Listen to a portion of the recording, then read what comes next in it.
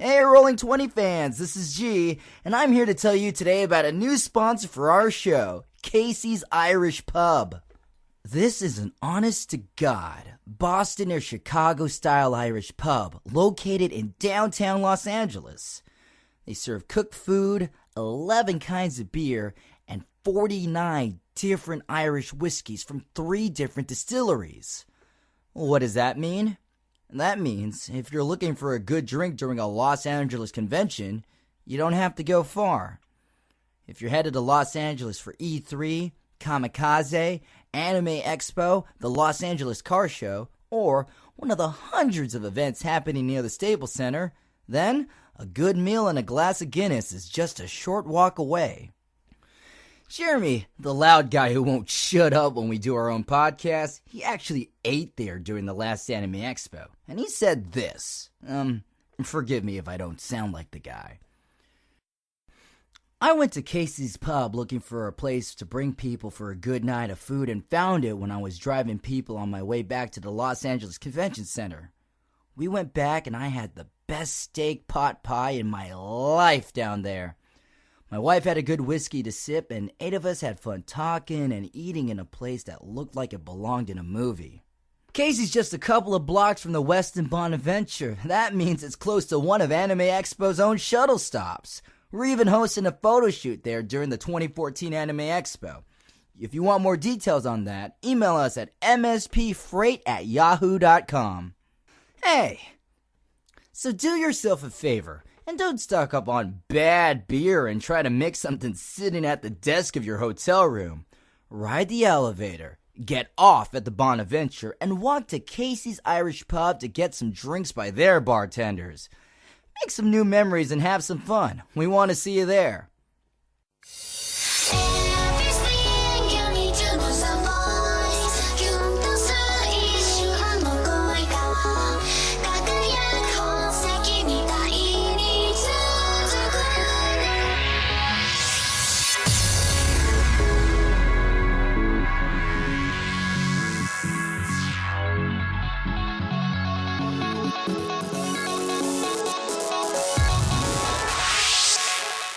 Hello everybody, this is a late episode edition of the Conover for SAC Anime. Sorry for the delay, but we were all busy. So deal with it. With me tonight, as you just might have heard, Greg Dietz. Hello everybody. And also with us tonight is Chris Sturm. Yo. And tonight we are going to talk about their time at SAC Anime. And all the stuff that happened there, from panels to events to cosplays to everything in between. And no, I think the iPhone watch is ass. But anyways, guys, so SAC Anime happened about a week and a half ago, and this is like the, I want to say 11th or 12th year of SAC Anime since I think it's year 12 now. Year 12. Now,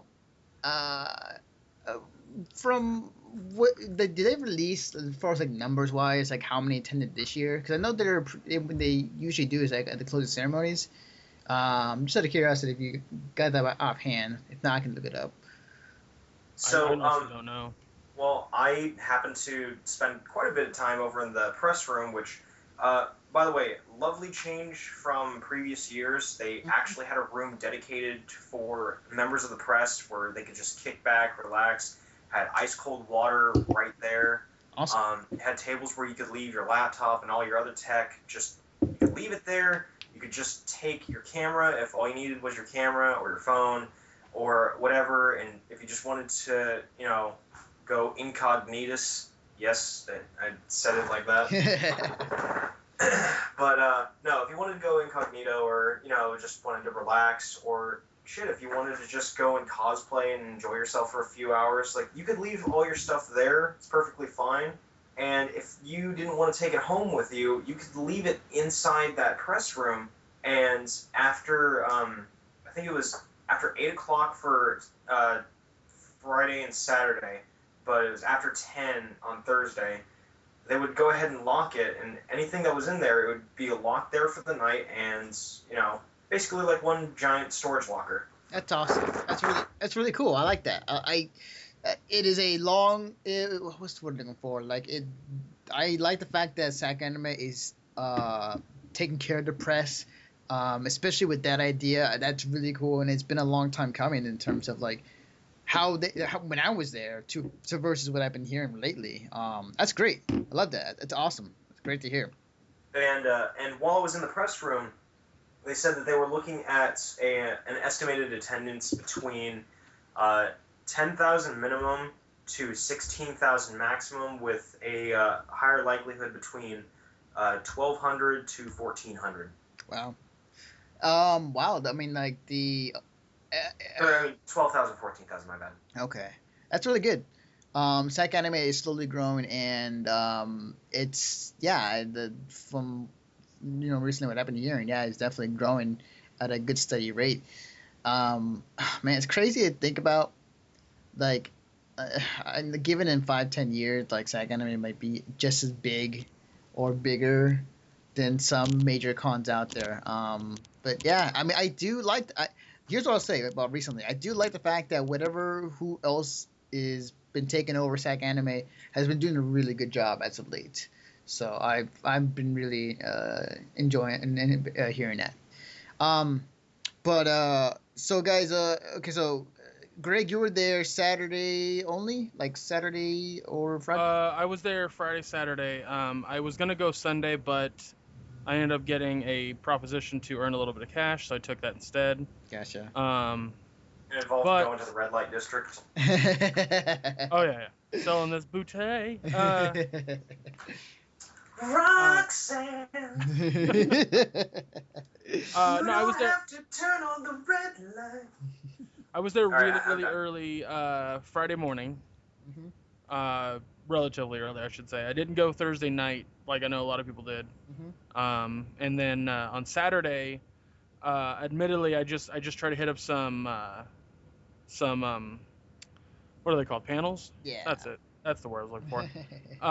And then I spent the rest of the time in the game room after that. I didn't realize that the con was like, hey, we have a thing for the press now, which I should have totally done, but I just didn't know about it. Right.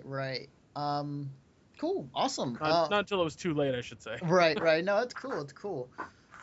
When you were there in the game room, how was the atmosphere? Like, how was it in there? Smell wise, not good. Of course. No, it was actually really friendly. If there was a situation where there was a fighting game going on and somebody wanted to hop in and they just would speak up and be like, I got next, and then whoever was done got up and then handed the controller off.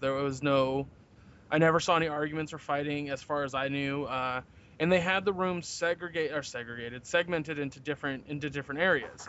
So the room that, like, if you went to there was a stream and whatnot, but if you went to the stream, that room was full of fighting games. Primarily Smash Brothers. And it had a few other consoles in there too that weren't Smash Brothers. Like it had a Japanese rhythm game and like Yoshi Cookie.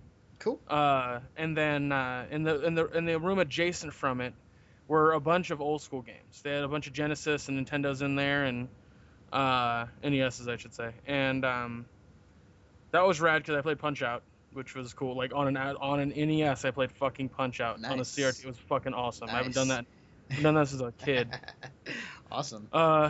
And as a matter of fact, the guy behind me was like, "Have you ever beaten Mike Tyson?" And I'm like, "No, I don't know anyone who has." And he's like, "I have," and I'm like, "Sure, yeah, I don't doubt it, dude. The way you approach the situation, I'm 100% sure you beat Mike Tyson." You should ask him. You should ask him to prove it. Well, what happened is he goes, "Well, I have the code if you want to try," and I'm like, "All right." So I hit reset on the console and I go to put in the code, and I messed up a little bit because I wasn't sure how to put in the code. He's like, "I can do it. Hand me the controller," and I go, "I got it, dude." calm down, just give me the damn code. So he's reading it to me, and I put it in, and I go to fight Mike Tyson, and I was doing a lot better than I thought I would do. Like, I was actually laying some hits on him, but he still knocked me out in the first round. Damn. And, I should say TKO'd me. And I was like, God, yeah, this is just as hard as I remember. And the guy was like, I want to try. And I'm here. So I get up, and I watch him for like a few minutes, and he's holding his own against Mike Tyson, but he still gets his ass kicked. Almost just as quickly as I did. He just landed more hits. That was all. Gotcha. And I just kind of chuckled, and I walked away and watched some dudes play DDR. But the thing about DDR is that because it was like a full-on metal and plastic set, they, you know, just doof, doof, doof. The whole room's like kind of shaking a little bit every time they can. Right. But so then I moved to the room that is, I don't want to say adjacent because it's not adjacent. It's more like caddy corner, maybe. But anyway, that room had a lot of the first-person shooters. That's where the Halo 2 tournament was held, and they had Smash in there, and not Smash. I'm sorry, Street Fighter 4 and Marvel vs. Capcom 3. That's where those tournaments were held. There was also this rad ass like arcade Japanese rhythm game that had like 9 buttons on it, and you had to tap the buttons as the pieces fell. Oh yeah, that game. Yeah. Yeah, fucking rad. I didn't get to play it. I wanted to really badly. Apparently, like someone broke it. Oh no way. On day one, yeah. Was someone just like pissed off? It's like, fuck this game. Ugh. No, just playing it like way too hard and broke like 3 of the buttons. So they were trying to figure out how to fix it before day 3. Damn. I still don't know if they did, but. Right. And then I guess downstairs was like a small room where they could do other tournaments or something like that. I'm really not sure what was down there, as I never went and checked, but not once did I see any discourse or any like anger towards anybody else in the game room at all. I just felt like it smelled so bad. the con funk, as it were. Well, it's because you have so much electronics in one room just heating it up, and then you have a bunch of dudes have been walking around. Well, there's also ladies in there, but yeah, I don't think they're the problem. Also, no ventilation. Yeah, there was air conditioning. There was air conditioning, which helped a little bit because I've been in game rooms where there's no air conditioning, which is the weirdest thing. Like why, just why? But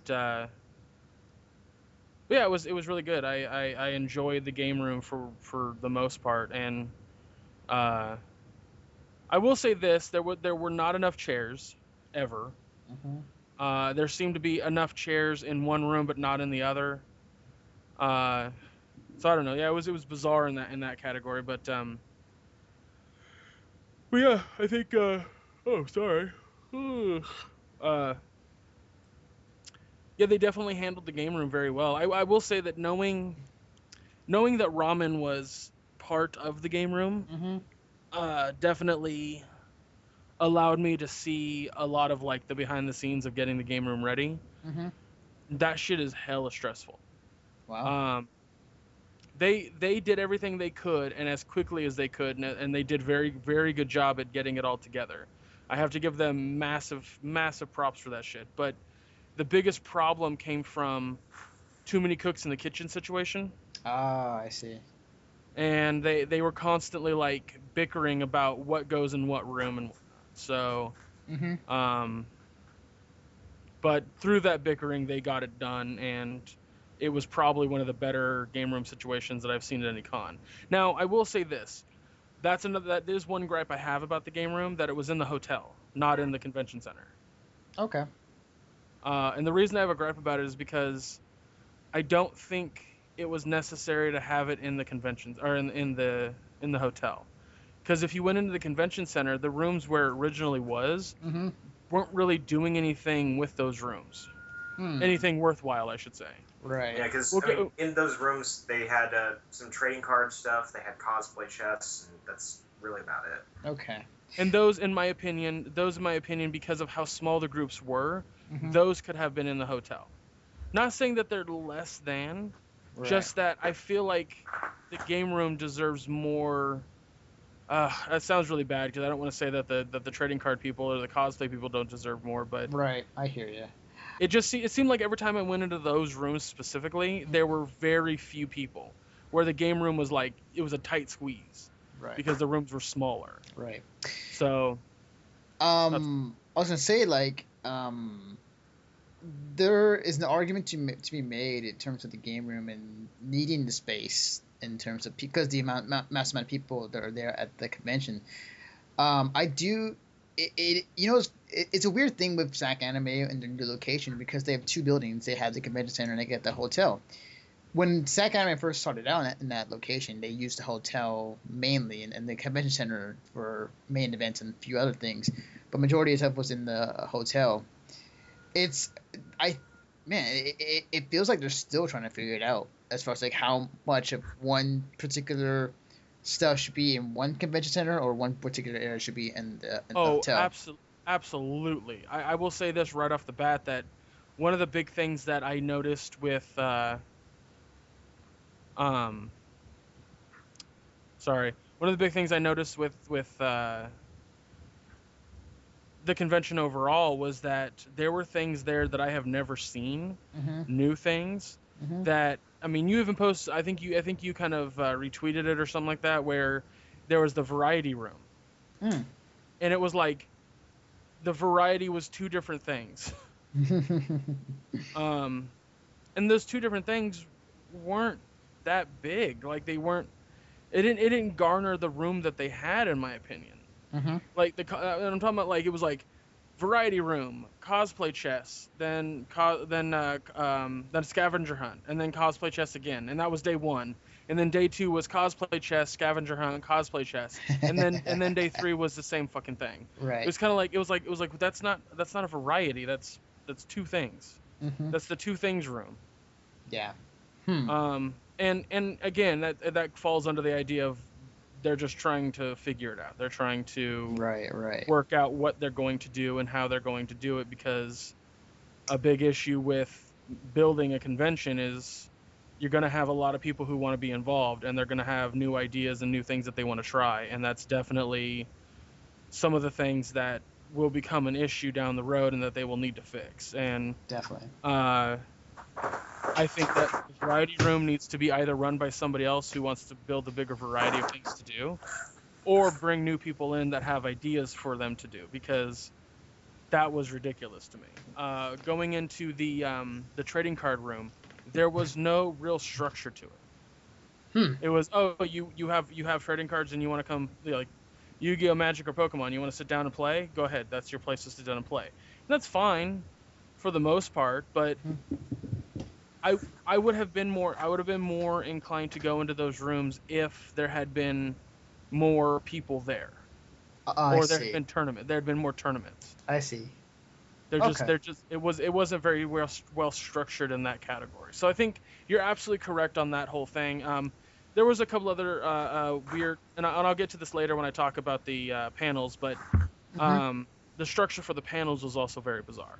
Gotcha. So I think that you're absolutely correct on they're still figuring things out. Okay. Yeah, it definitely sounds from what you're saying, definitely. Chris, were you there early, like as far as like Thursday? I was there every single day from open to close. Okay. So, well, actually, on Thursday I got there like right as there was free parking.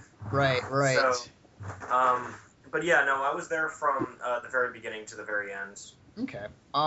As far as when you arrive, now I know we were there as press and we were able to obtain press badges, but like, from your observation, how was the registration for everybody else? Just from purely observation standpoint. Well, it was a few. I mean, there were a few different ways to describe it based off of which day. Mm-hmm. And there's when it comes to Sunday, that's a whole separate section I want to talk about just by itself. Mm-hmm. But when it came to press registration, for example, Greg, so even if we hadn't put in the information, say like, oh yeah, we're press, and like we just forgot to sign in, apparently we could have gone right over to the press room and pointed out, saying like, yeah, I know this is last minute, but we've been reporting with the convention for quite a few years as it is, and we were looking at applying for it, and we could have gotten our press passes like right then and there. So I mean, I think that also goes in line the fact that we are with Mission Start, and we've had a good running stand with SAC Anime. I think if we were to just walk in there with like business cards with some other group, it might have been a little harder. Yeah. Not quite. Because while I was there relaxing, I saw quite a few people that were like doing on-site registration for press, and some of them I hadn't even heard of them. I think one of them was like Red Dragon Press or something like that. Mm-hmm. And like there were like 3 or 4 other people that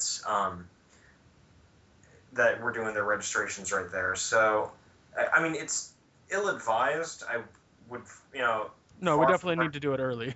Yeah, no, under no circumstances would I condone. It's like, yeah, let's just go ahead and dick around until the very, day of, and then do it, because that's bullshit, and we both know that. Right. I hear you. I think that might also go in, the idea that maybe the amount of press wasn't high enough. They wanted more there, so they were like, just leave it open, kind of thing.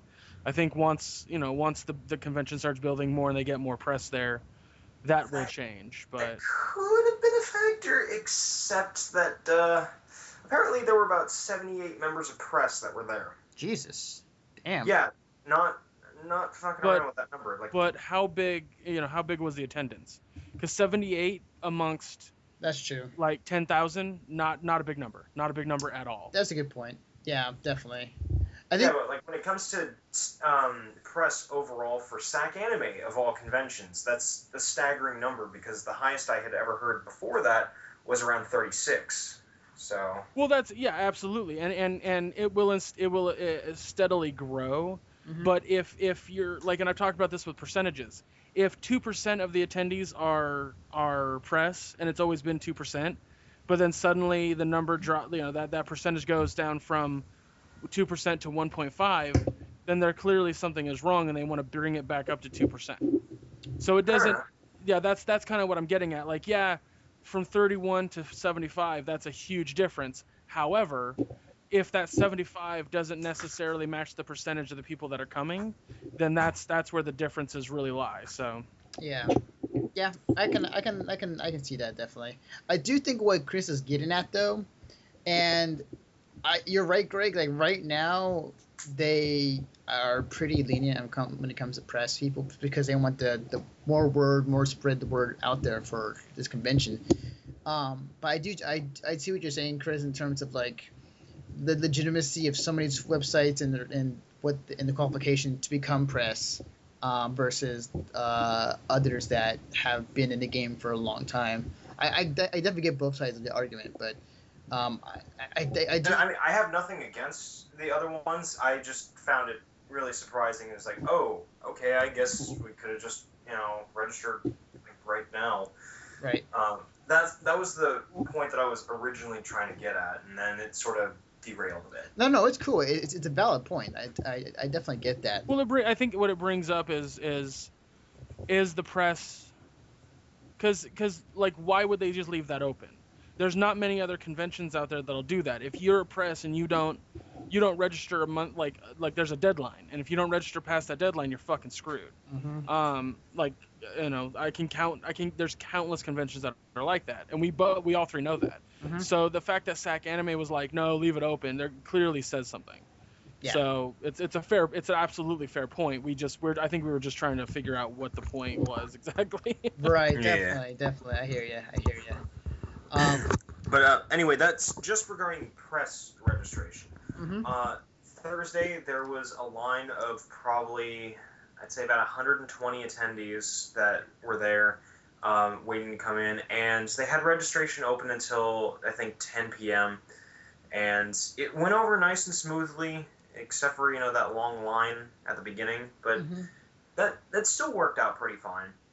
Okay.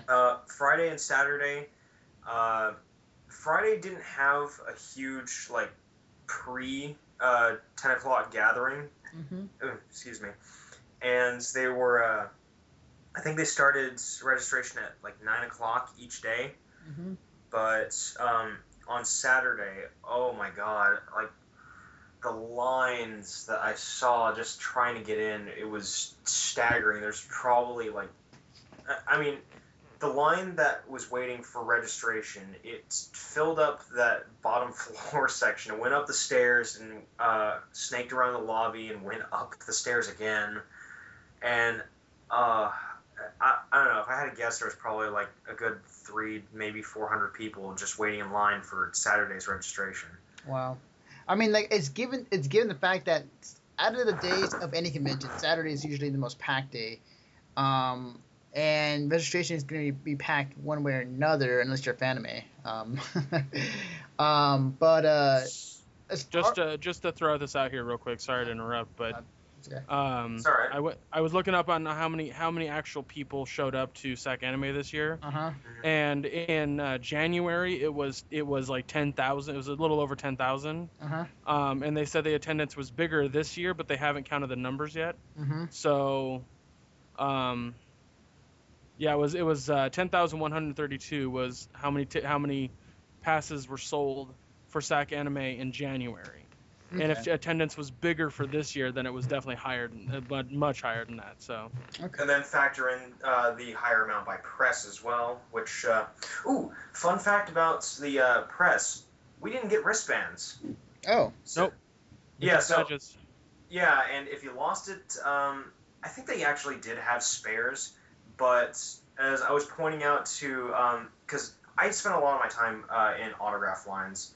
Not enough to, hamper my coverage because I still got, before I put everything on my computer, or as I was doing it, like I periodically went through and deleted pictures. I probably took 1,600 over the course of the event, and by the time I was done with that, I found myself at 1,050. Wow. So, I mean, I'd still, gone in a pretty high, media volume, but as I was pointing out to members of the staff, saying, look, so anyone who has a press pass, if they have a wristband as well, then just point out to them that that's not a thing. That apparently they stole a press pass off of someone. Oh, I see. That's the only way that I could think of it, is a reverse psychology thing. Huh. Interesting. Because VIP had their own passes, each one of the days had their own passes, weekenders had their own pass, and I'm going to use that as a segue to talk about Sunday. Sunday actually had the largest crowd that I've ever seen for registration. No way. Are you serious? I'm not exaggerating, because they experimented with something this year. Vendors Hall only passes at a very, very reasonable price of $15. Oh, wow. So it was like, okay, so you don't want to get the autographs, that's great. You're only coming here for the vendors hall, that's also great. You're getting, you have the ability to take advantage of the free parking we have here. Want you to have a good time, so here's a vendors hall pass. It's $15. Just, go enjoy yourself and have, a little bit more cash to spend. So, I mean, think about it. Save $20 on your pass, because I think it was like, 30 or something like that for Sunday only. And if you get it for 15, I mean, you basically have access to, what you need. The only things that you couldn't do are the aforementioned autographs. You couldn't go into the game rooms or panel rooms. But if that's not really your thing, then it's a perfect thing. Interesting. And from what the guys were saying in the press room, is that if it's something that, I think it took off really well, but I don't know if their numbers are going to agree with that as, to my line of thinking. But they said that if it turns out really well for their numbers, that they're going to integrate it into the next SAC anime, and it might be an option for pre-orders. So it's like, okay, so you can get your pass early, and it's maybe like $20 for like a full weekend thing if you get it early enough. Mm-hmm. And they probably won't have vendors passes out at that point, but when they start raising the prices of those, it'll probably be like, oh yeah, $10 for a weekend vendors hall only pass. Interesting. That is interesting. It's a cool idea too. This is not a foreign idea that has happened in the past in any convention. This happened at Anime Expo a few years ago when they had a vendors hall pass, only pass during one of its days, and yeah, this is definitely I definitely like the idea. I think that it's a good idea for SAG Anime to try out experiments. So I just don't remember. I was just gonna say I don't remember if they made mention of it on their site or if it was just something that was brought up on the blue for people who are registering Saturday, saying like, hey, you know, if you have friends, let them know that if they're just interested in the vendors hall, tell them to come tomorrow. $15 for that instead of like 30 or I don't know how they handled that part, but right, definitely. That's interesting. That's really cool. Hopefully, SAC Anime will announce like soon, like what the total amount of numbers they had for this past one. But that's cool. That's pretty awesome. In terms of you guys walking around the convention, like I know that Poppy Saturday was pretty much the busiest and most crowded out of the days, but like during your time there in the past several during those days at the convention, how space wise, like were you able to walk down an aisle and be, you know, pretty okay, or was it at times where like, you know, it was a standstill and like just you know, body to body traffic? Well, Greg, we have a fun experience from what was it, Friday morning or Saturday morning? It was Friday morning. I was walking past the vendor hall and I was gonna go in just to check it out, right? And the guy was like, "Oh, we're not open yet." And I go, and then he looks down. He's like, "Oh, you're press. You're allowed to go in. It's no problem." And I go, "Oh, okay. Well, you know, I'm it's fine. If there's nothing going on in there and they're just building stuff, then I'll forego it until later." And he was like, "All right." And I then start to walk away. Me. Yeah, I walked right into fucking Chris, and Chris was like, "What's going on over there?" And I was like, "Well, it's the vendor hall, but you know, we can go in because we're press, but normally everyone else is not allowed to go in." And Chris was like, "Well, let's go in and check it out." And I was like, "All right." Because I practically shit my pants at the idea. I was like, wait a second, an open vendor hall without people in it. And when we walked inside, it was the most beautiful, euphoric feeling. And I still have to make the watermarks on all the pictures. Now that I finally got Photoshop up and running. But the thing is that I took pictures of the vendors hall, and just having such a spacious area without any people in it, it's beautiful. It's beautiful. Speaking of vendors hall, how did was the vendors hall this year the same size as SAC Anime Winter, or because I keep hearing that they've been slowly increasing the size every year since they started it there at SAC Anime? I don't know. Greg, would you say that was a bit bigger? I mean, it seemed the same to me. The vendor hall itself? Mm-hmm. No, it seemed the same size. I don't think they extended it. They definitely extended a couple rooms, but not the vendor hall. Okay. Because the thing was though, is the first thing I noticed when I was there is like the vendor hall is freaking huge. It's actually pretty big. And then like I heard like, you know, like a year later, it's like it got bigger. It's like holy shit. So okay, that is interesting. How like walking around, like was there a good assortment of stuff that you know people could buy? Oh God, yeah. There's the vendors there. What's really great about how they have it segmented is that there's the whole like quote unquote artist alley, and it's not just artists and people who draw, but people who create shit. Mm-hmm. Like I'm honestly thinking about talking to my dad about making a shit ton of anime jewelry boxes. Oh yeah, and then selling them. Yeah. Like spending this next year just making a bunch and finding like basically going online and finding the most popular animes, like, you know, making some Titanfall and Attack on Titan, Kill la Kill ones, and then making some classic ones like Lupin the Third and if you make anything Urusei Yatsura related, I will buy the fuck out of it. I'll work on it then. I don't know which anime you just said, but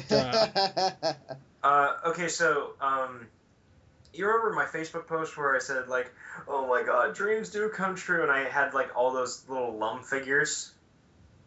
yeah.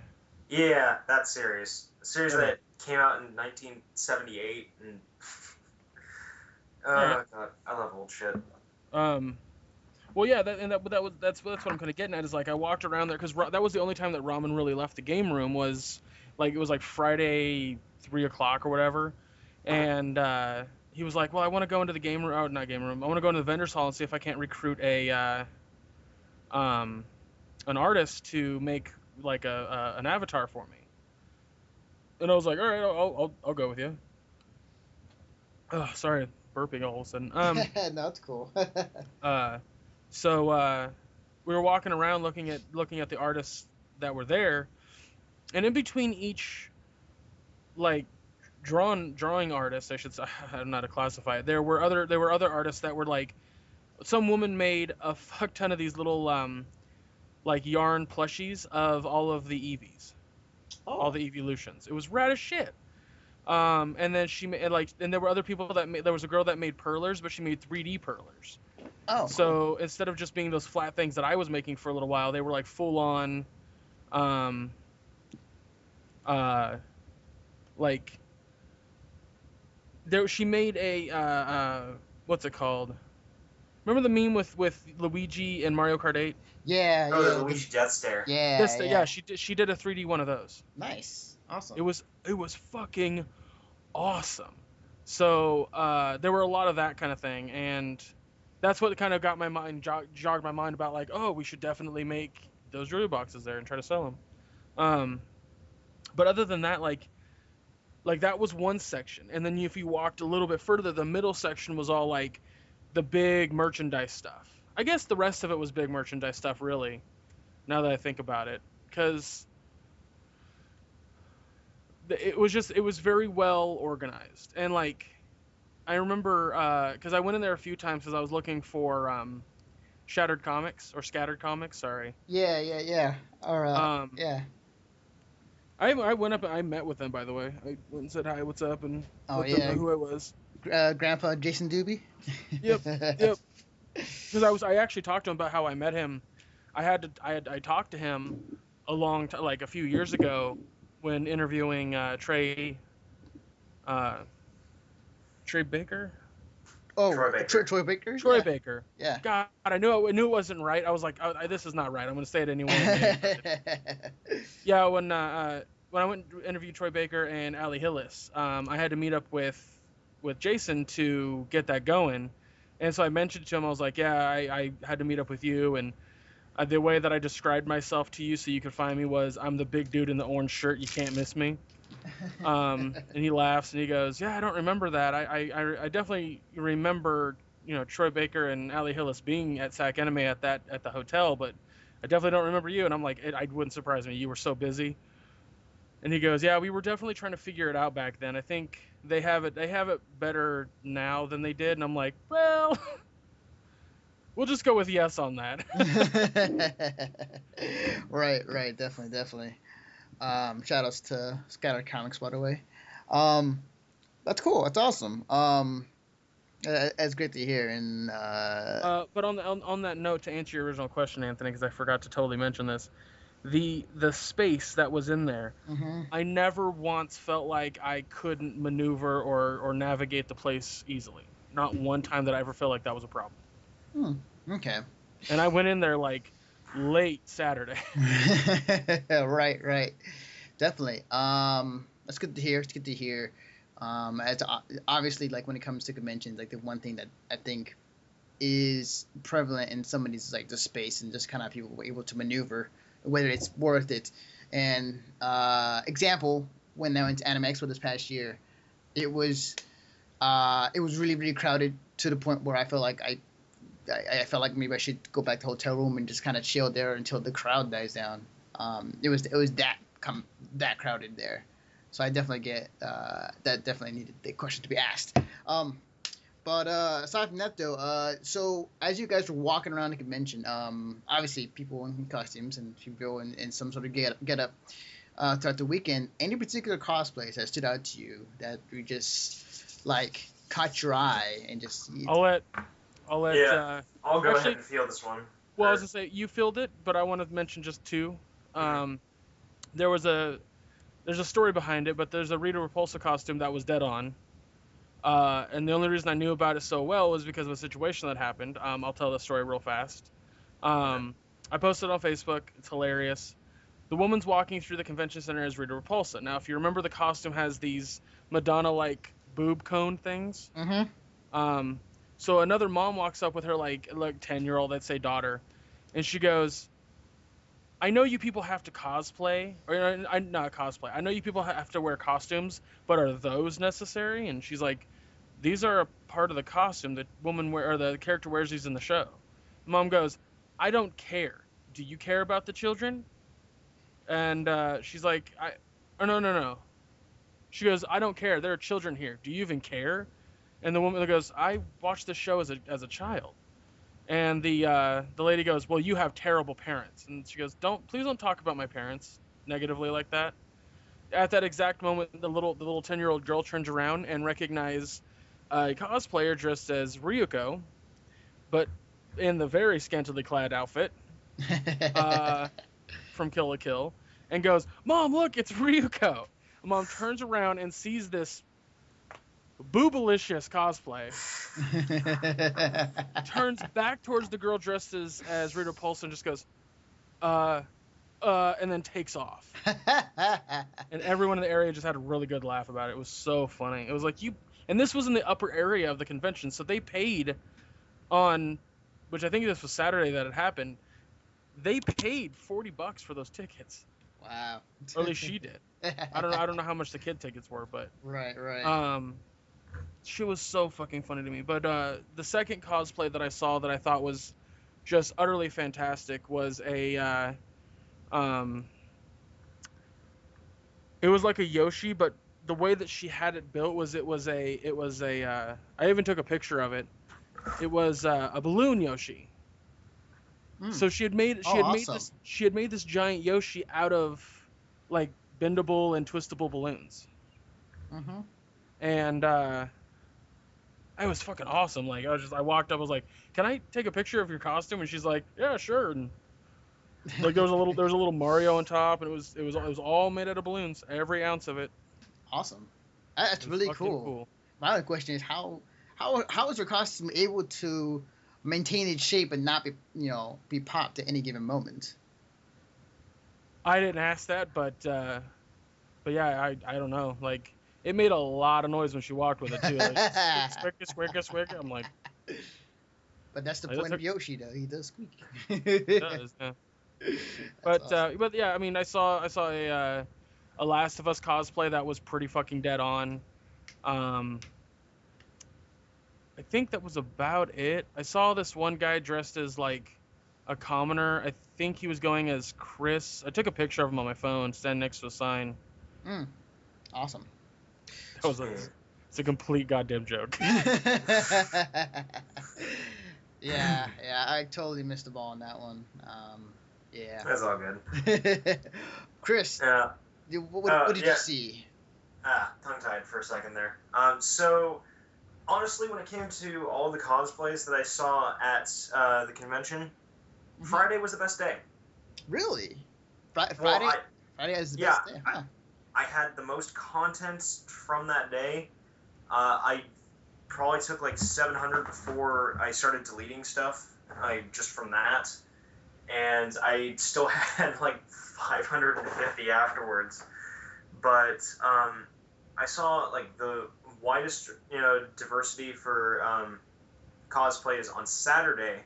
But when it came to cosplays in general, I think like a lot of people brought their A game on Friday.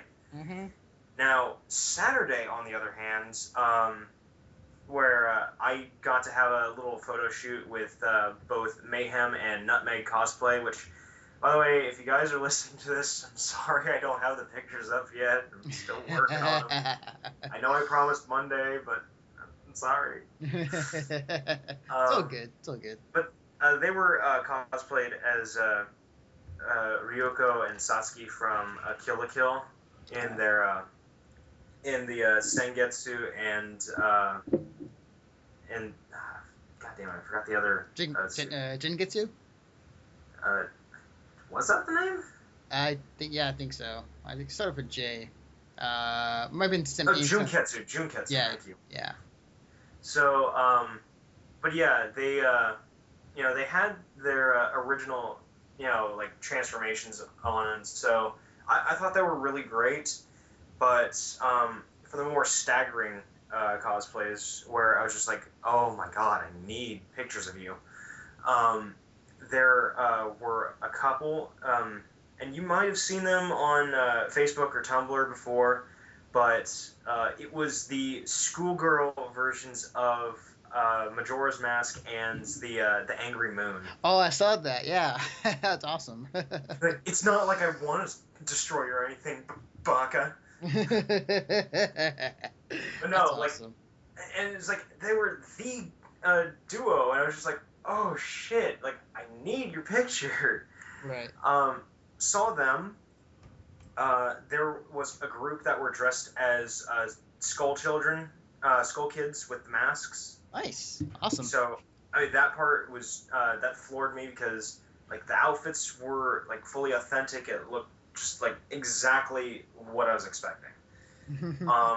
There was a set of 3 Ava units 0, 1, and 2, and they even had for units 1 and 2, they actually had movable jaws on the mech frame.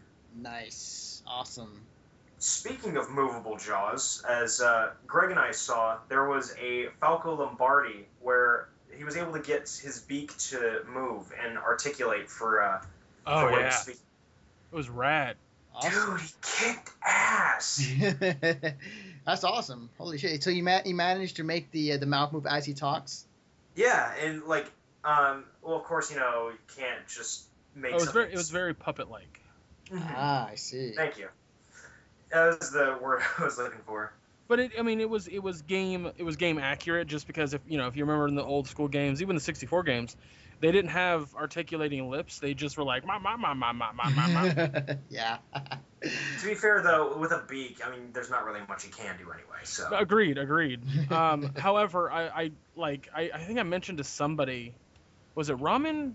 I don't know. I mentioned that I don't like I like Falco, but I don't like him because he's a fucking jerk. But and he was like, oh, I love Falco. He's my favorite. And I'm like, so you just you're just a glutton for punishment, ain't you? That's funny. That's but awesome. there were a few more I do want to make open mentions to. So there was this one booth, I can't remember what the name of it was, but I think it was like for the voice actor of one of the characters from Robotech. Mm-hmm. So over at that particular booth, they had these guys, and they were assembling these mech suits of. There was Mechagodzilla for Saturday, and on Sunday there was this one purple robotic suit. I don't know the name of it. I'm not even gonna try half-assing it, but for a size comparison, they had a 7-foot ladder right next to it. It was still shorter than the outfit itself. And like they had people that were like standing next to it, for comparisons and everything like that. And like the guy was able to get the hood of it open, so that way he could, see better for some stuff and everything. But like altogether for this one particular suit, it came out to probably like 8.5 feet tall. And for all of their outfits, it was assembled with duct tape, construction paper, cardboard, and PVC piping. The magic of cosplay. The one thing I love about cosplay is like there are multiple ways to create costume. There isn't a particular single way to create with set materials. That you can recreate that same costume, look just as good, but use different types of materials and a different method. And that's a cool aspect of cosplay I really like. And it's definitely something that you definitely see today. in today's cosplay for sure. So yeah, that's really cool. And once I get the watermarks up, then you guys will be able to see all my pictures. And considering that they were also trying to draw in more of a crowd for the Greek festival as well, I happened across a few different people that were in sort of like Renaissance era outfits, and I got to admit, like, just even the detail of that, even though it had nothing to do with the convention itself, it was still, just amazing to see the attention to detail that people were putting into their outfits just to go and have a good time. Yeah, wow, that's awesome. Now, Greg, when you were there, can you tell us about the panels you checked out at the con? Yeah, I went to I went to a few. I'm trying to remember which ones exactly I went to. So the ones I'll talk about first are the Tomb Raider one with Camilla Luddington and the artist. Right, gotcha, yeah. And the Assassin's Creed one with like a lot of the voice actors that were there, 7 specifically. Jesus, wow, that's awesome. Yeah. I specifically chose these ones because I looked up exactly who was supposed to be there and guaranteed to be there, and that's why I chose these on Saturday morning. The problem though, and I'll get to the good in a minute and talk about exactly what the panels were about, but the problem was that I don't know how or why they scheduled it this way, but the big like celebrity ridden panels were in the community theater. Mm-hmm. That was like just around the corner from the convention center. Wait, so they had them in separate buildings? Oh yeah. Huh. You had to walk behind the convention center and down the street of K Street in order to get to it. Interesting. And then and the problem that I have with that, the big problem I have with that is it didn't allow for, because like, okay, so here's the pros and cons of this. The cons are you have too many of the same panels in the same area. Mm-hmm. Every day had like there were 2 fucking Tomb Raider panels on Saturday. And then there were 2 on Sunday as well. Mm-hmm. And then with the Assassin's Creed panels, same fucking thing. With Mark Shepard, same thing. And that's because they scheduled it in such a weird manner. Now I don't know if this idea was so that way they could allow more people to see more, like have more of an opportunity to actually go to these panels, mm-hmm. or what it was exactly. Mm-hmm. But every time I went to a panel, there was very little people in those rooms. Interesting. Like not enough to garner this kind of thing. And then when you go into the convention center, the panels that were in those rooms, oh my god.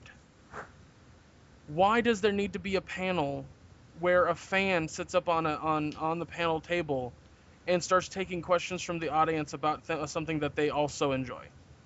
Right. If you are a big fan of, let's say, Kill la Kill, mm-hmm. do you think you need to go up on the stage and talk about Kill la Kill? No. If you have a podcast about Kill la Kill, sure. Mm-hmm. But that's not what it was. Right. It was literally just, hey, this super fan wants to talk about this, and they want to talk with fans. What? You're taking up the entire huge panel room for that? That's ridiculous in my opinion. Interesting. There was a Let's Player who wanted to do a live Let's Play. Right. I went into his room when he was doing his Let's Play. Not only did his equipment fuck up multiple times, trying to play PT and Five Nights at Freddy's, but they couldn't turn off the lights like he wanted. He wanted the door closed and lights off. They were like, no, we're not doing that. The room is not full. We're not closing the door. The room wasn't even remotely fucking full. Like, the first 2 rows were, maybe? Mm-hmm. And even maybe that? Right. And I'm talking about, this is... So if you've gone to SAC Anime before at the convention center, the way that they had the convention rooms set up was, the big hall had... like the table or the stage where the celebrities were was on the far end of the wall, and then they had the chairs set up in a very fanned out fashion, and it was good to go. Well, this time the table is at the far end of the hall, and you have to walk all the way down just to find a seat. Interesting. It was a bizarre setup they had for it, and because they had too many panels with not enough people doing panels, it was a very bizarre situation, and I've never seen it in my entire life. Now, if the argument for doing it this way is we're still learning, then that's fine. Mm-hmm. But it was very strange to me, and I did not enjoy it. So that's the downside to all the panel stuff. Gotcha. The upside to these panels is like with the theater area, it allowed for a better sound situation. Because I went to the Johnny Young Bosch, I went to part of it, I should say, not the whole thing, but his Eye Shine panel, and it was kind of hard to hear him at the other end. Unless he spoke directly into the mic and it was coming through, like it was really hard to hear him. And there were other people who did not have mics, like the fans of something. You couldn't hear a word they were saying. Interesting. So I don't know. It was a problem in my eyes, but what made a lot of these panels so much better than other places was the personal level.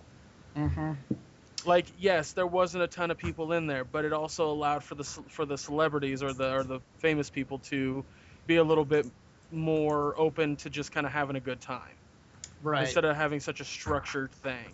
And that's fine. I've seen that at just about every SAC anime. That's not necessarily inherent to how it was structured, but like for example, during the Assassin's Creed panel, because there were 7 of them on stage, the press got the second row.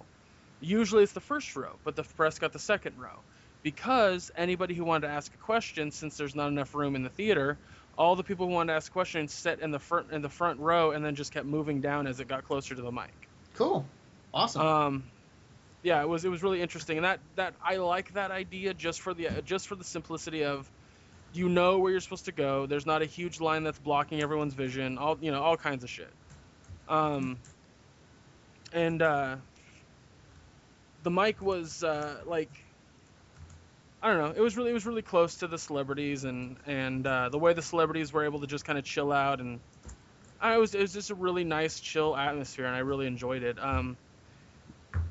And I don't know if it's just the celebrities that they get there, but if like there's a voice actor and somebody goes, "Hey, can you do the voice of this guy?" Like they'll totally do it.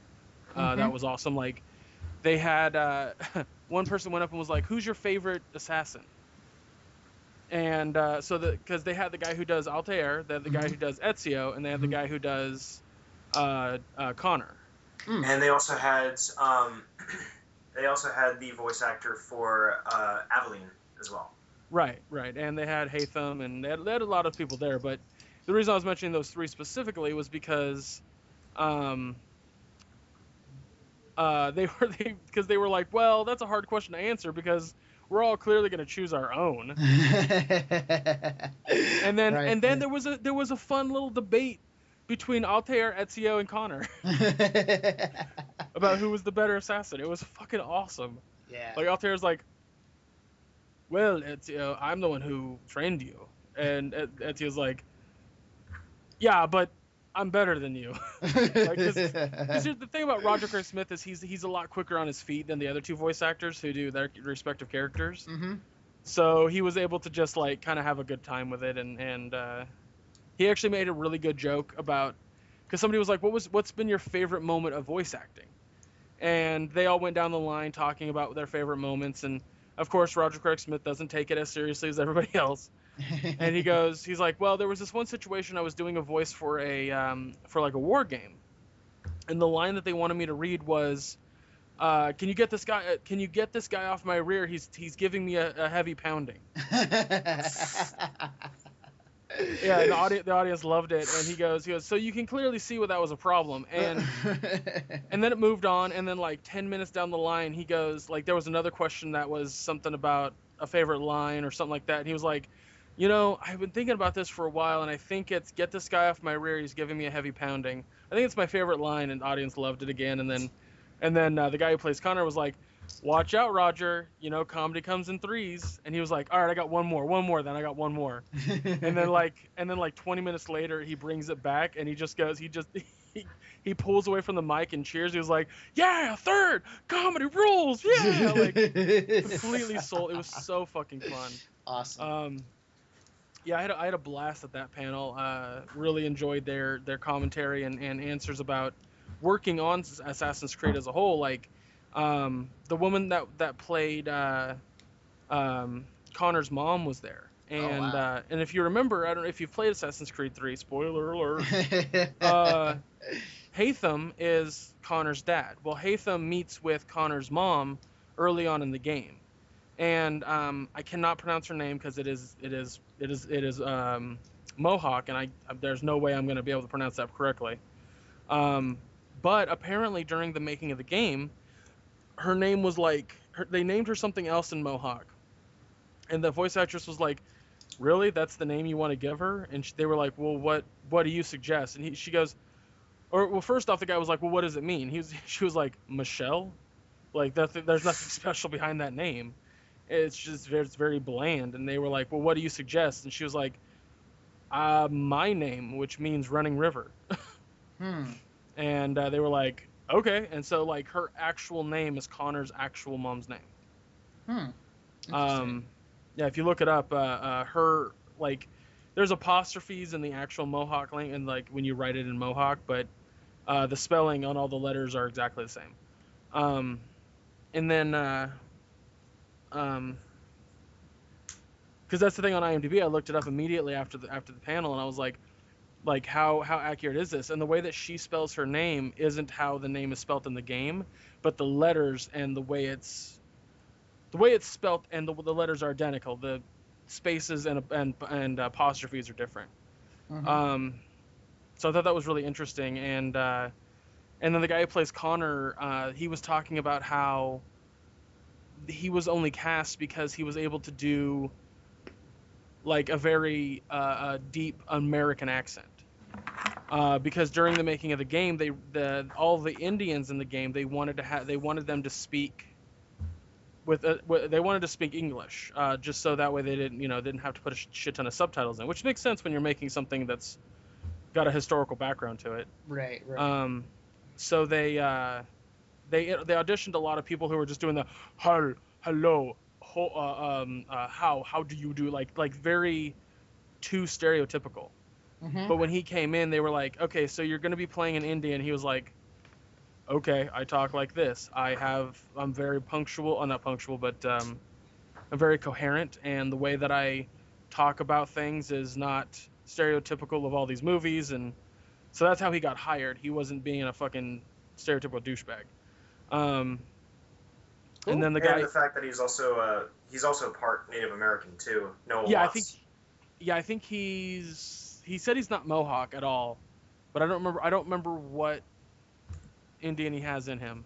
I don't remember what he said, but yeah, he is Native American, but because they got Native American guys in there, they were just doing the typical talking like fucking Tonto.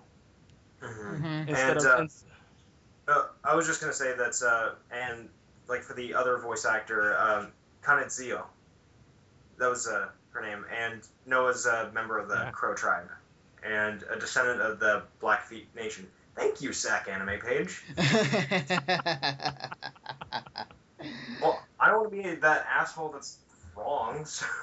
Right. That's fine. I'm going off of memory alone, and I just don't remember half the shit he said, but not that it's shit, just the half the stuff he said. It was just a very fun panel. Like, the Dan Sucks podcast guy, he was the one moderating it, and he did a very good job moderating because he didn't try to take control of the panel ever. He was like, "I'm gonna let the celebrities do what they do, but I am gonna keep a structure going so that way we can get as many questions asked as possible." But there was one moment during that was the Tomb Raider panel. So I'll move on to the Tomb Raider panel. It was just Camilla Luddington and the art director, Hmm. which I believe he was the art director. You can clarify that if you want, Chris, because I don't have anything in front of me. Um, but just so you know, Camilla Luddington was basically like she is Laura Croft. Sorry, Lara Croft, not Laura. There's no you. Right, I do right. that like when I was playing the game. I kept doing that. So because she does the voice, the body work, the face, the everything. She Lord, like if it was a movie, it'd be no different. Um, but people were asking her how she enjoyed doing the like the stunt work essentially, and she goes it was very rough. She was filming Grey's Anatomy at the time, as the same time she was doing Tomb Raider. Like she'd wake up, go film Tomb Raider or I say film, but I guess it is filming, Hmm. for like 4 to 5 hours, and then run over to the um, Grey's Anatomy set. And she's, as an actress, you do what you can to get ready as quickly as you possibly can. So she's getting nude in front of everybody to put on clothes, um, and people see all these giant bruises on her because the way that they were having her do falls and stuff Hmm. was make it look as real as possible. Hmm. So they have these like strings or ropes on her feet, Hmm. and so she can walk freely, and then two guys offset just yank on the ropes randomly Wow. without warning. So she just Wow. gets taken to her ass hella hard. That's Um, crazy. Wow. Granted, she is on a pad, but when you do that 80 fucking times, you're bound to get a fucking ton of bruises. Right, right. And then there were situations like when I don't have you guys played the game? I played some of it. I haven't finished it yet, I but haven't had the chance to play the definitive edition, but it's a fun game. Dude, it's one of the best games that like it was a surprise hit. I'll put it that way because I wasn't expecting a ton out of it, and then like I played it and I'm like, this is really fucking good. Um, yeah. like I'm super excited for Rise of the Tomb Raider, but or Rise of Tomb Raider, Rise of the whatever. Um, Right, Let's just right. call it Tomb Raider 2 and call it a day. yeah. Yeah. But anyway, so there's a scene in the game where there's two specific scenes that this can happen in, where you're sliding down a river, kind of like rapids, if you will. This was also on Conan's like uh, Oh yeah, that part. Yeah. his gamer segment, yeah. Yeah. Where if you're going down, all of a sudden Laura can get impaled in the mouth through the back of her head by a spike. Yeah. What makes it really graphic is she tries to pull herself off as she's dying and then dies, and you Yeah. see it all. Yeah. And the art director was talking about how they didn't want to add that into the movie, and like a lot of people didn't want to add that in the game because they're like, you can't kill Laura Croft like that. You can't kill her like that. And he was like, yes, we can because it's a reboot. And so they ended up putting it in, and then they asked her like, how did she film that? And she goes, very roughly. It was she goes, it was more animated than anything else because it like all I did was stand there with my head tilted back and pretended to pull something off of my head. That's from everything else was animated, and so I didn't really have to do anything with that. But then that's when she got into uh having to get her ass fucking kicked all day every day by doing this. Wow. But she did admit, like, she goes, I'm gonna get fucking lynched for this shit. She didn't say lynched, but she said like scolded or yelled at or hated. Hmm. That she enjoys doing game capture better than filming. Hmm. Because with game capture, you can do as much as you want. You can film just copious amounts because there's no costumes.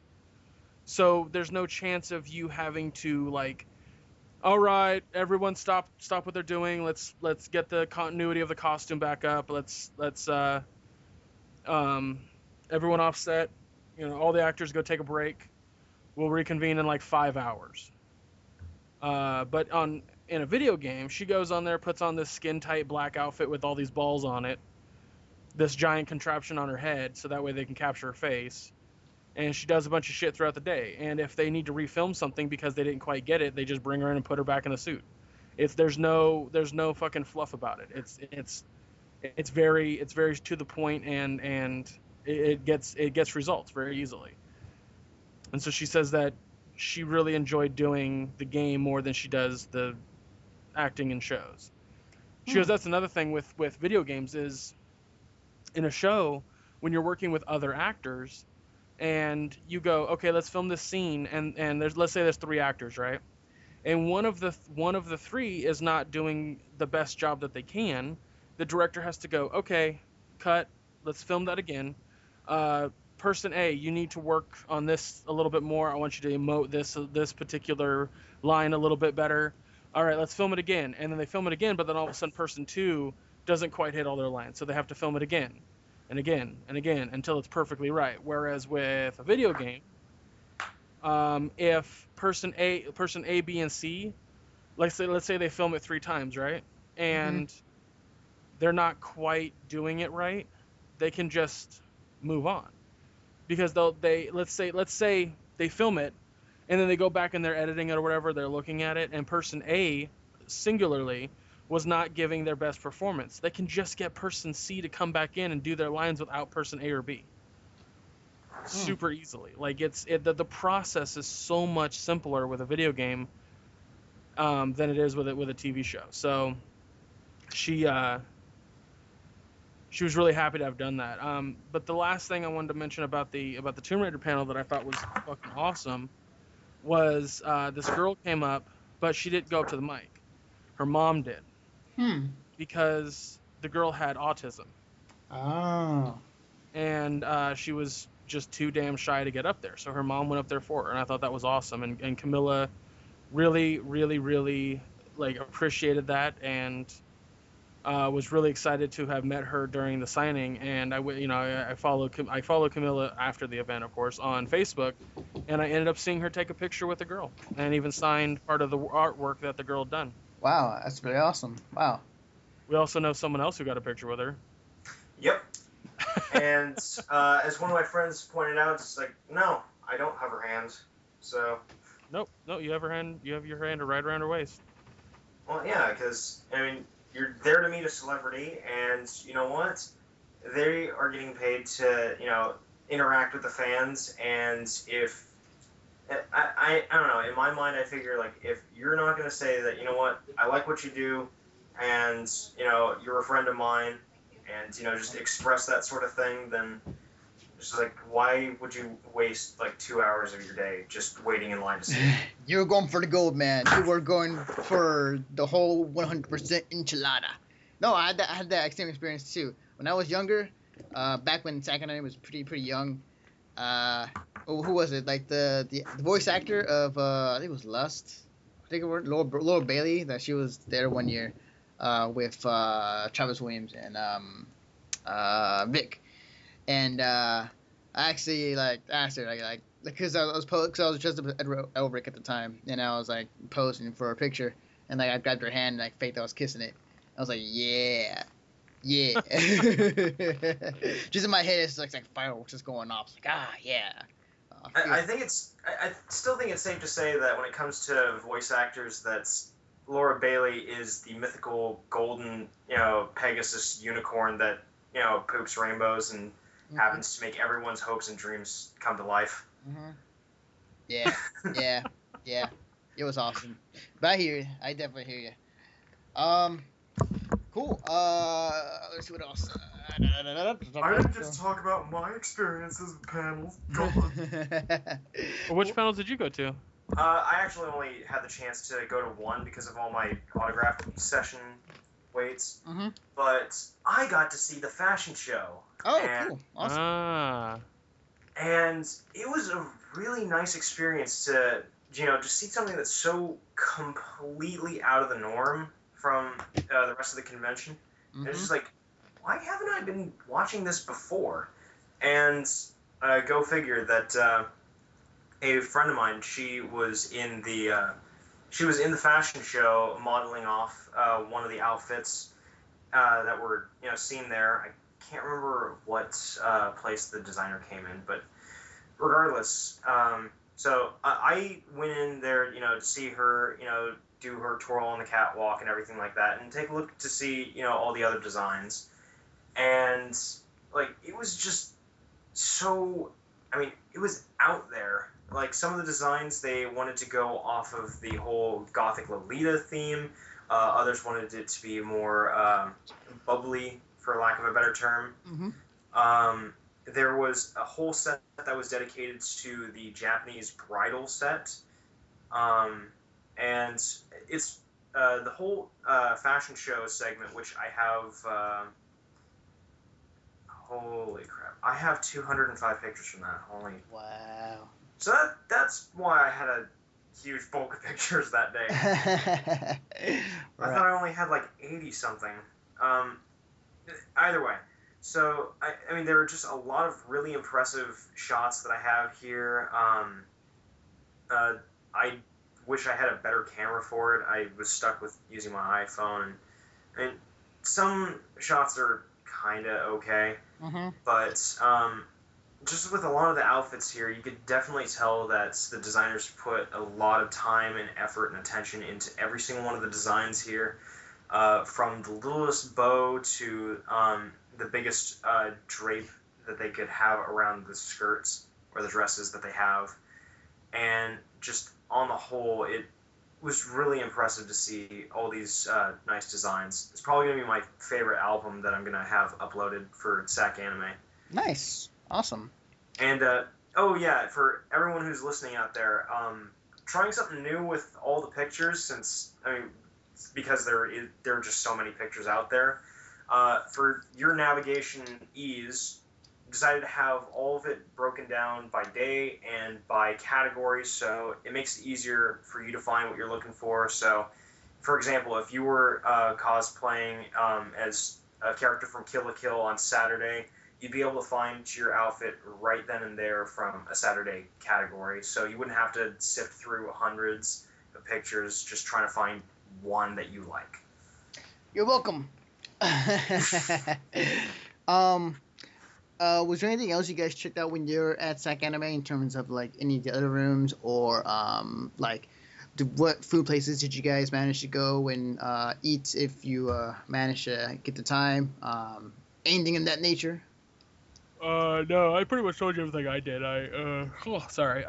No, it was just panels and game room and vendor hall a little bit. I hung out in the cosplay gallery balcony for a little bit. I went there because, firstly, there was a gathering for a thing online that read, "Don't hug me, I'm scared." Huh. And I went, "What? Why is there a gathering for that?" Green is not a creative color. I don't know if you've ever seen it, Anthony. If you haven't, I will link it to you. And but it's the idea of the video on YouTube is it's supposed to be a weird, like kind of a weird and creepy Sesame Street sort of thing. I'll link it to you. But when I saw the thing online, when I saw the in the God damn it, why can't I think of words are hard, guys. And you're a abuse editor? Wow. Yeah. When I saw the schedule for it in the pamphlet, oh my god. Yeah, in the pamphlet / guidebook app, whatever. Yeah, there you go, that thing, whatever. I was very confused by it, and I said, well, why is this a thing? Let's go check this out. So I sat over there for I don't even know how long and didn't see a single cosplay for it. I want to say it was there because people thought it would be funny to have it in the scheduling. I don't know for sure. I couldn't tell you, but I don't know. Like that was the only thing I went over there for, and then I just kind of sat there. I sat there for a while hanging out, and I saw a lot of Sword Art Online cosplay guys come up, but I've barely watched the show, so I didn't know what it was from for a while until some old guy sitting there was like, what are they cosplaying as? And someone's like, oh, just anime called Sword Art Online. I was like, oh, okay, I got it. They had rad, like, fucking swords and shit, which was cool, but other than that, I was like, oh, whatever. Awesome. Yeah, I mean that's about all I did. I did help manage part of the game room tournament. Mhm. They had a Super Smash Brothers tournament on Saturday, Mhm. and Ramen was supposed to be kind of hosting it essentially, Mhm. but he had to go set up for the Halo 2 tournament and couldn't find anybody else to do it. I see. So I'm sitting there just kind of playing because I brought my DS and I was playing Shovel Knight. Off note, I've been using codes and playing with the codes. Uh-huh. And one of the codes is DuckTales mode, where you get like a bunch of gold, you can bounce off the ground with your shovel, but you take 4 times as much damage. Mhm. So I was like, well, this is gonna be tough. So I was challenging myself essentially. Mhm. So I'm just sitting there playing that, and all of a sudden he goes, "Hey, Greg, can you watch this for a little bit?" And I was like, "Yeah, sure." So I sit in his chair, and I'm just kind of moderating the chat and not really talking. And then all of a sudden he comes up and he's like, "Hey, I need you to do me a favor." And I'm like, "What?" And he's like, "I need you to commentate. I need you to commentate for like the next 2 hours." Wait, what? No way. Yeah. For what? For which game? For the Smash Brothers tournament. No way. Holy shit. Yeah. So I got to try my hand at shoutcasting for a little bit. Oh wow. How did was that fun. go? It was fun. There was a guy sitting. I don't know the intricate details to the game, so the guy sitting next to me, he knew like all the little things that everyone could do, and I was like, so what's the benefit of using Ness? Tell me. Like I was basically that commentator that was doing that. Oh no, that's cool. That's really awesome. Yeah, that's you know what? There should be more people like that for people who are pretty new to the series or like who are not well versed in said fighting game. Yeah, from my perspective, it seemed very reasonable to sit there and go like, well, so this person's using Jigglypuff. Why? Mm-hmm. What's the benefit of using Sheik over Princess Zelda? Mm. You know, I was asking questions like that, so it was a lot of fun. Oh wow, that's really cool. I need to go back and see some footage of this actually now. I'll ask Ramen to see if he can link me to it. That's really cool though. Wow, that's awesome. Yeah, I think it's still up, but yeah, it was pretty awesome. I was like, it was a lot of fun to do that. There were moments where I would stop talking because like when you're trying to just come up with conversation for a straight hour Mm-hmm. and it's just you and one other guy, Mm-hmm. after having been already tired from sleeping on a couch and walking almost a mile and a half to the convention center, Mm-hmm. I was just kind of like, what? Words are hard, guys. I definitely get you. Like, it's one of the common things that commentators kind of run into. It's like they run out of stuff to say if there's not a match going on. They got to just like talk about whatever. Oh, that was the biggest fucking problem was that there were 6 Wiis in the room for Smash Brothers because it was also Brawl, not Melee, Uh-huh. which irritated a lot of people apparently. Mm. And every single time a match would end, they were trying to get new people on the different systems. So there was a lot of moments where him and I are just sitting there watching a victory screen. Or watching people figure out what characters they want. Like, there was a lot of moments for that. But when people were in the middle of a battle, things were a lot easier to commentate on, so. Right, definitely. Yeah, cool. But yeah, that was my weekend. I didn't do as much as I wanted to because, again, just I didn't plan. I didn't plan as best I could. I don't know. I have a lot of excuses, but at the end of the day, I just didn't plan as well as I should have, and I could have done a lot more, but I didn't. So that's Gotcha. what that comes into. Okay, cool, awesome. Chris, any other stuff you checked out when you were there that you haven't talked about already, or? Well, I did get a chance to roam around quite a bit since there was not really a whole lot to do once the doors shut. Mm-hmm. So, I happen to have a little thing set up in my photo gallery called Nightlife for stuff that you could do, like when it's after hours or like if you're of a drinking age, and and I even have a few shots in there for like anyone who's 18 and under, no big deal. So places that were pretty good to check out. I would definitely recommend Upper Crust Pizza, and the one with the infamous icon. Mm-hmm. Yeah. So, for those of you guys that don't know about Upper Crust Pizza, it's right next to the convention center by the IMAX theater, and for the convention, it's like a special rate that they have just for that. All you can eat pizza buffet for $8. That's really fucking good. Jesus. Now think of it. Wow. You can just sit there for like 3 hours doing nothing but eating pizza. You probably rack up like what would normally be like a $400 bill, and it's $8 a head. Wow. So Damn. you know, just take that into consideration next time. Yeah, definitely. Now, if you're looking for more of a sit-down place, I also, stumbled across Pizza Rock. I didn't have any money to get food, Mhm. at least when I walked by it. But from what I saw and what I smelled, I mean, they had some really good deep dish pizzas from what I could see. And, like, the atmosphere there is pretty nice. And apparently they get, like, amateur, musicians. Mhm. And, like, they can come in and perform or whatever. So, I mean, it's a nice atmosphere. Right, definitely. And, well, I got a few more.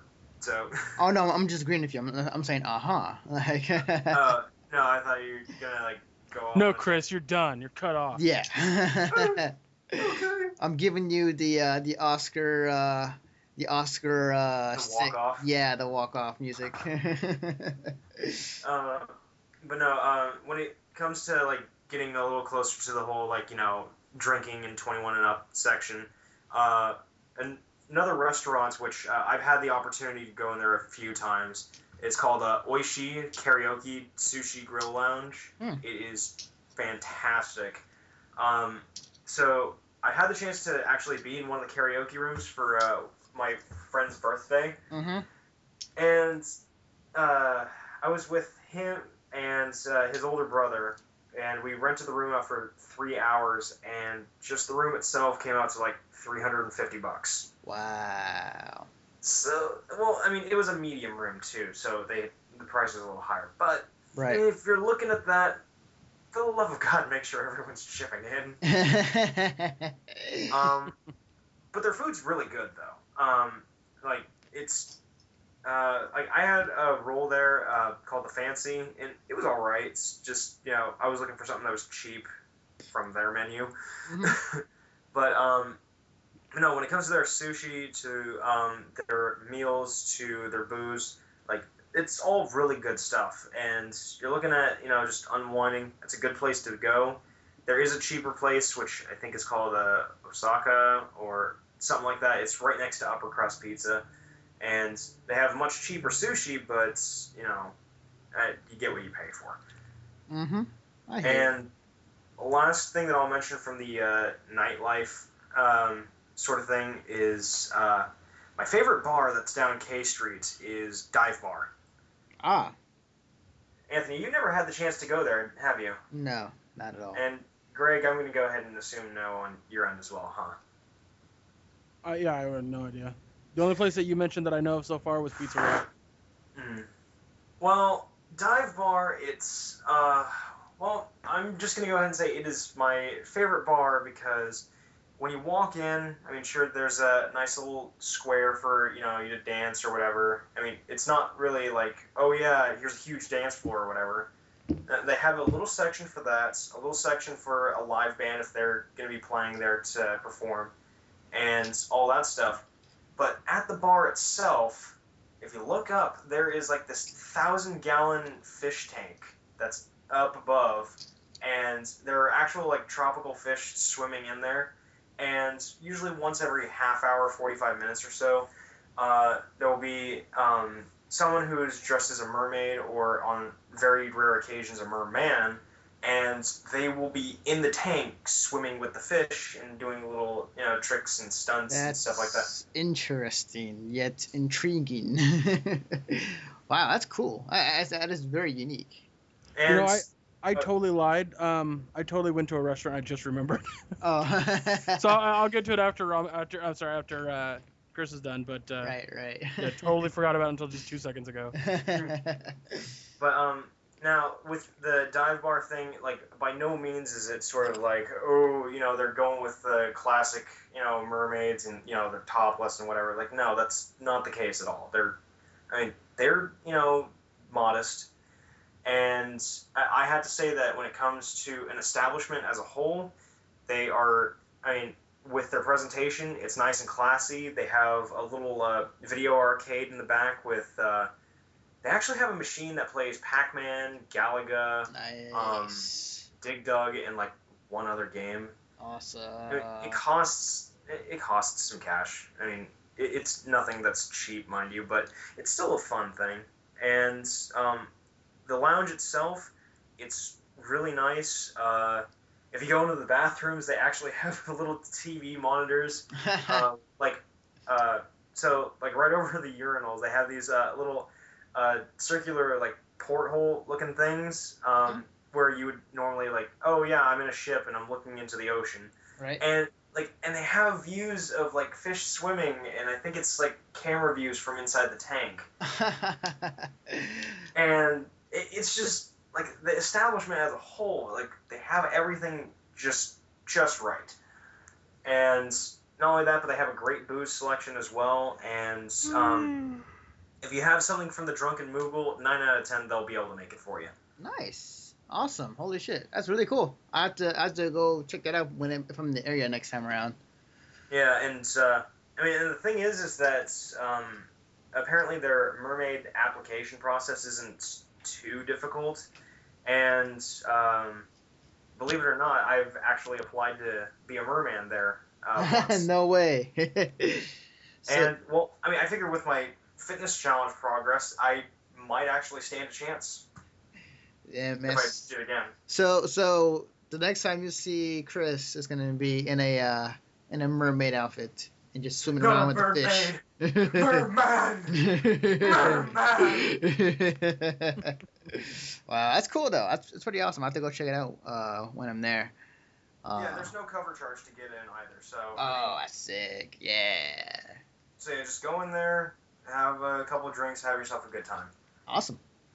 Oh, and there's also a claim jumper off of 11th Avenue, and if you haven't been there, food's great. Awesome. Greg, your restaurant, So, check it out. Ever since we acquired Ramen to Mission Start Podcast, I've been hanging out in the stream a lot because he streams at night, like fucking late. Mm-hmm. And I've gotten to know the people in there and the mods. I've even become a mod myself. That being said, Ramen wanted to do a meetup on Friday. Mm-hmm. And so we met up in the place that he was talking about on his page and all that stuff. And granted, there was only 5 of us total. It was still like, we were like, well, let's go get something to eat. Let's go, sit down and have a chat or whatever. And there's a sushi place right across the street from the IMAX Theater on K Street. And really inexpensive sushi, but it's all legit. Like, I got a spicy tuna roll for $4, like the whole roll. Wow, that's awesome. It was I think a total of 8 pieces of sushi. So, and then like everything else is really well priced and really inexpensive, and we had a great time there. The staff was really courteous and nice, and it's kind of a hole in the wall kind of restaurant because it's very small in there. Mm-hmm. As a matter of fact, I had to kind of sit on the end of the table a little bit because the crowd that was sitting at the table adjacent from us was blocking me being able to sit in my chair because I'm a big guy. So, but yeah, it was cozy for the most part, and with the waitress that was there, she because one of the guys he goes by the tag Raver Jesus, but he ordered a sake bomb.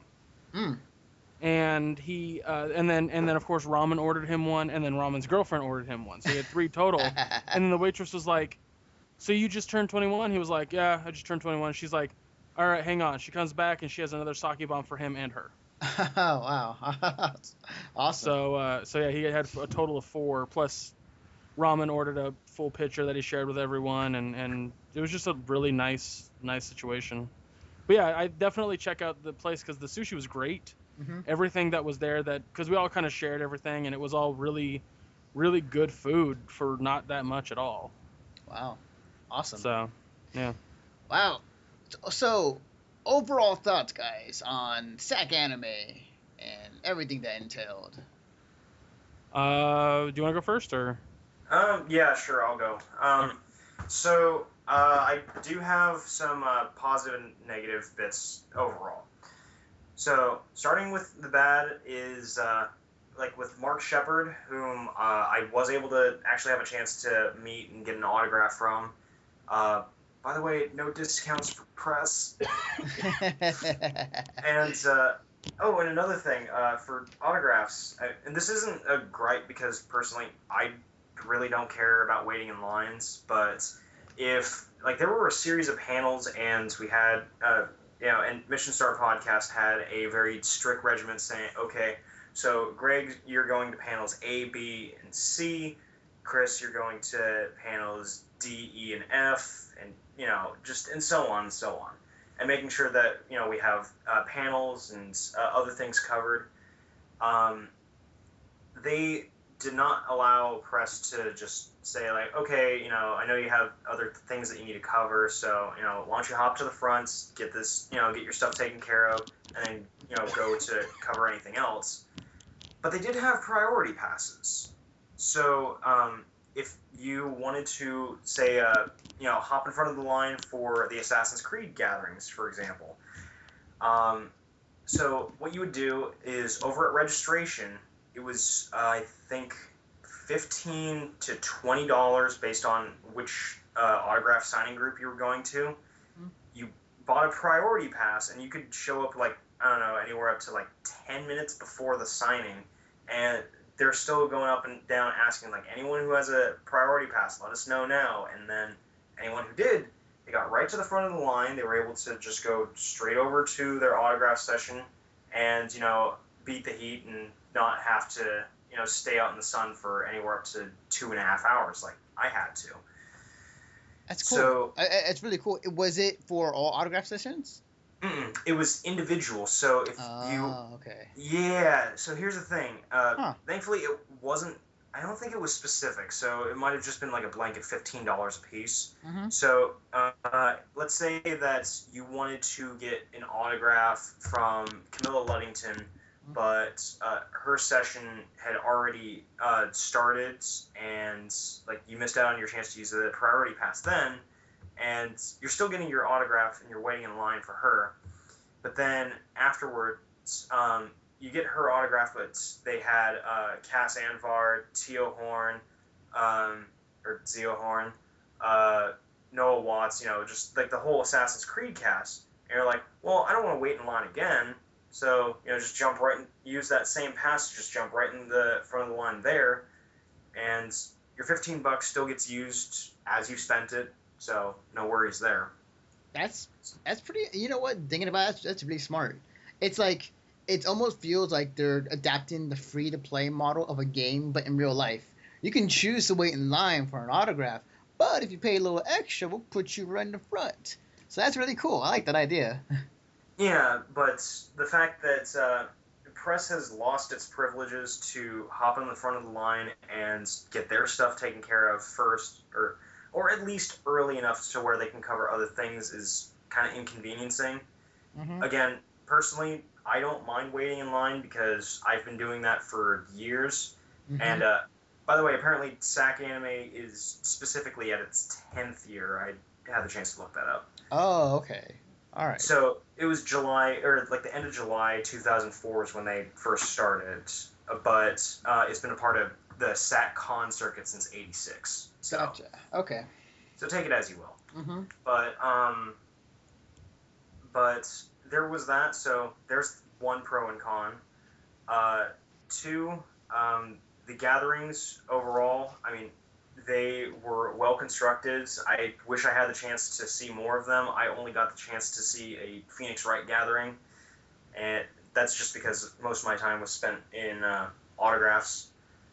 And the cosplays in general, I've seen that everyone who's been participating in cosplaying at SAC Anime, you guys have done a fantastic job. I love your work. I love taking pictures of you guys. And I even loved getting bits of advice from photographers that were there, finding out different tips and tricks to get better shots, especially with my technological limitations of just using my iPhone. So all of you guys out there, you did a great job, and I'm looking forward to seeing if you guys are able to top this year. Awesome. On the whole, as a convention, it did rather well, although it's too far gone from the point where they can say, like, yeah, we're just trying to figure out what we're doing, because they're at their... This is the third year that they've started with the convention center, right? Yes. Or is it second? This would be the third year in terms of the location-wise. Okay. Yeah. So here's the thing: when you're first starting out in a location, it's like, okay, first 2 cons, not a big deal. You're getting your stuff together, figuring out what goes where. As Greg had mentioned, the game rooms, they really should have been up in the second floor of the convention center, because for how it was constructed, it felt very confined, and I actually felt a little claustrophobic when I got to go into the room that had a Dance Dance Revolution machine. Mm-hmm. Yeah, that was a classic game room. Yeah, and like on the whole, like if there was just more space, better ventilation, maybe like a couple fans, that would have helped that part out. Yeah. And as mentioned before, like if we had the cosplay chests and the other little, just fun side bits over in the hotel, where there's also access to their restaurants and cafe and everything else right there, that would have been better, because it's more of a leisurely setting, whereas everything in the convention center is more like, this is our professional lineup, this is what we're doing, we're here to entertain you. And I just think that the placement of those particular events in those rooms did take away from that. Autographs, and for who they were able to get for their signings, honestly, I was super impressed. I had the chance to talk with the voice actors of Lee and Clementine from The Walking Dead, and I actually felt comfortable with telling Lee's voice actor, saying, "Look, you made me cry in season 1, episode 5 of Walking Dead by Telltale Games, and I just want to thank you for that." And he was really appreciative of it. So, all in all, that was a good experience. And aside from that, the only other things that I could think of are just, like maybe if there were more water stations, because apparently panel rooms did not have them. Mm-hmm. So, I mean, that seemed a little bass-ackwards to me. Mm-hmm. Registration had 1 water station in comparison to the 3 that it should for the crowd and the content of the people. And last but not least, the swap meet. You were both a blessing and a curse to my wallet, I swear to God. I went in there, it's like, I'm not going to spend my money. I'm going to find maybe like 2 things and walk out like only spending $10. I ended up spending like $60 in the swap meet. I was just like, God damn it, swap meet, why do you do this to me? But no, I was disappointed that it was only on Friday. Mm-hmm. And and I actually should have mentioned this earlier. The way that this swap meet was handled, it was only 1 day. And they said, like, okay, so swap meet opens at 10. And I figured, okay, around 9:30 or so, they're going to have the people who want to sell their stuff go in there, get everything set up, going to be nice and quiet, and then afterwards let the crowd in and, let it be the bazaar that it is. Not quite the case. It was about 10:15 when they opened the doors to the people who were going to sell things. I didn't get in there until about 11 o'clock, Mm-hmm. and didn't get to leave until about 12:30. Mm-hmm. And there was a line of probably like 300 people easy, all trying to go into the swap meet to buy things. Gotcha.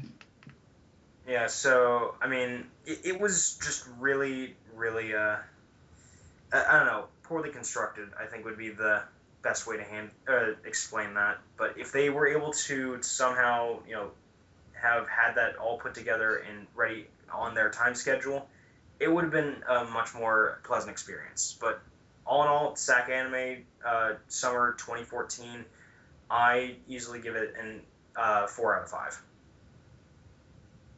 All right. So my overall thoughts is that it was. I guess the cons would be. I like how I said that. I guess they would be that it was structured poorly and should have been put together a little bit better. I think when it comes again to the game room being in the hotel, the was a little weird. The way that just the how the panels were set up was weird.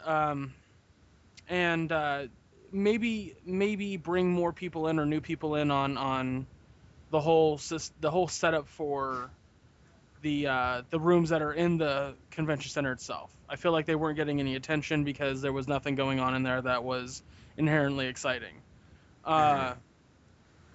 Just make more activities, more open activities for everybody that don't seem so inclusive or intrusive, whatever the fucking word is that makes it so that way people go, yeah, no. I mean, exclusive? Not exclusive. I guess exclusive is the right word. Or everything felt excluding people. Yeah, I mean, I always use the word and exclusive as like people who like, I guess exclusive is the right word because it's exclusive to people who know a certain thing or have a certain thing. Like the cosplay chest could only be done by people who were in cosplay. So I mean that's the kind of things I talk about. But and the scavenger hunt thing was like, look for a person in this type of cosplay. But what if you don't know what that cosplay looks like? It was just kind of weird, But other than that, I think that it was very well done. The order of things. So what I mean by that is there were enough people to put everyone in line if shit wasn't being done correctly. Meaning that if someone were to like, I don't know, not be in line, or they're just being a dick to somebody else or whatever, they were immediately told by the I want to say guards that were there to kind of get their shit together. Mm-hmm. Like for example, when I went to the Tomb Raider panel, they didn't want any pictures being taken because this was supposed to be a panel for people who were there. They want it to be a special thing for the people who were there, and that's fine because that's what it should be. But I'm sorry. So to do that, they were like, no pictures at all, none. Sorry, this is for the people here. This is a treat. For the people who didn't get to come, they can be told about it later, and then maybe down the road or next year they'll be more inclined to come. So that was a thing that I enjoyed. I thought that was actually a really good thing. The downside to it though was they were very Comic-Con-esque when it come to the guarding of things. Mm-hmm. Like, there's not enough people here for you to do that, buddy. Chill the fuck out. Yeah. So. I hear you. Yeah, I don't know. I mean, it was good. It was. I don't know that I would give it a 4 to 5. I mean, I also don't do a 5 scale. I do a 10 scale, but I just feel there's more room for a 10 scale. I only went with a 5 because it's normally how we've had all of our written reviews and stuff like that. So if you're like, close enough. Right. I'd still say, like 7.5 or 8 out of 10. Well, see, that's exactly why I do a 10, because there's it's almost a percentage. I would almost be willing to do a for a rating, a grade of like I give it an 85%. Like shit like that, but it sounds weird when you do it that way. So I think 8.5 out of 10 is an 85%. So Right. that's just why I do a 10 scale. But I don't know. I'd give it an 8 out of 10. I think that there's a lot of room for improvement, but it's still a very fun con that people can just. They're very cosplay friendly. I think that's an important thing. Is when making a con, you want to make it cosplay friendly. You don't want to let people feel like that they're not allowed to do what they want to do with their cosplay. That they're not allowed to just kind of hang out in one spot and go like, oh, you're a fan of Kill la Kill, let's hang out and take pictures together. Like that's awesome. And the con definitely, like, again, the fucking the cosplay gatherings on the balcony was one of my favorite things I've ever seen, because it allows cosplayers to kind of gather in one location for a thing. That's to have the balcony exclusive to cosplay was fucking awesome. So I really enjoyed that. Other than that, I can't think of any other cons. I can't think of any other pros that I can really throw out there that other than maybe have the panels not in the theater. It's very strange to me to have to walk a distance to go see a panel. It should all be in one simple to easy access place. Gotcha. Okay. And I'm talking about both game room and the theater. I don't think, again, they're going to necessarily take heed with this, because if it works, it works. But from my perspective, from a person's perspective who wants to enjoy the con in more of a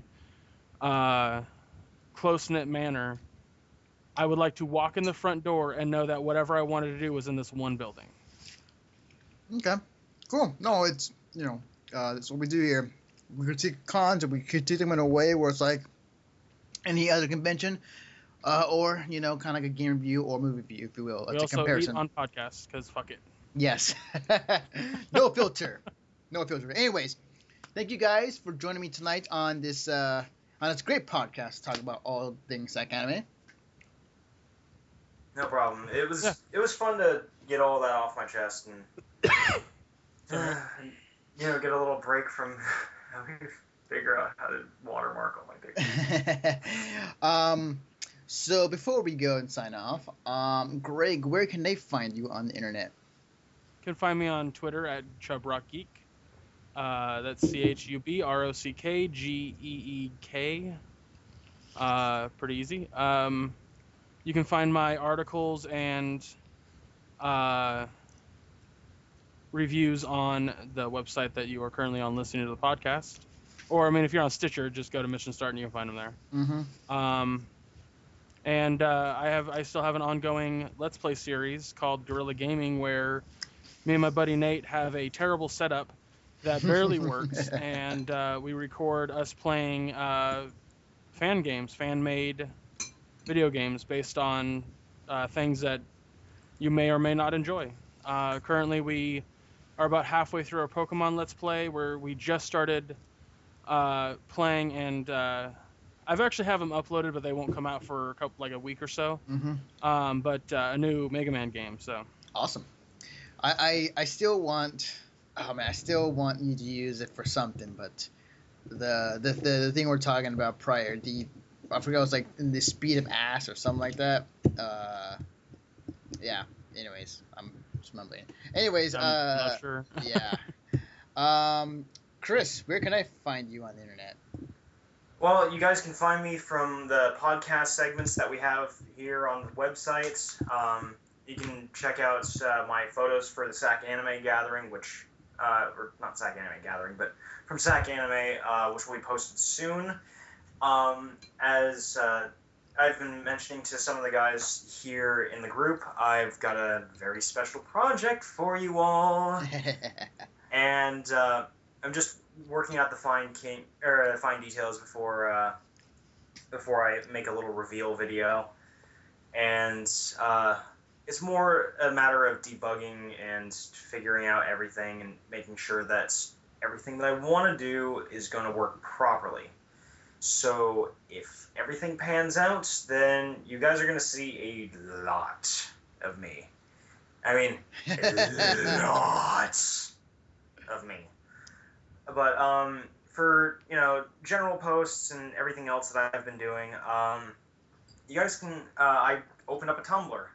Yeah, Oh, cool. because I pretty much just got rid of my cosplay page on Facebook. But if you guys want to follow that stuff, I have it at kazcosplay.tumblr.com. KAZ cosplay, no hyphens, no dots, none of that nonsense. Mm-hmm. And I've been posting stuff from my 90-day fitness challenge, and just general things that I find are pretty funny or whatever. Just general jagoffery. Awesome. Cool. But yeah. Aside from that, I said, stick around. I do have a wonderful project that hopefully you guys will enjoy. Awesome. Thank you, Chris. And as for myself, you can follow me on Twitter at DefectiveNaruto. You can follow the work that me, Chris, and Greg do on the website at missionstartpodcast.com. You can check out this podcast on the site as well as our other ones, including the Rolling 20s and Mission Start podcast. You can also follow the work that we all do in terms of reviews, previews of games, anime, and convention reports. As Chris stated, his photos will be up pretty soon on the site from Tech Anime. And also, while you're listening to this, which will be on a Friday, I will be at YowieCon at this very moment as you're listening to this podcast. So I will be there this weekend. I will be getting some footage from there, as well as first time ever, and I'm actually proud to say this because it's actually really cool, I'm going to be streaming there as well. I have the schedule up on the site, as well as there's a few videos explaining the whole details on our YouTube channel. And yeah, be on the lookout for that. If anything, just check on the website and details will be there as well. So, excuse me, I got burps coming out of me. Way to end the show.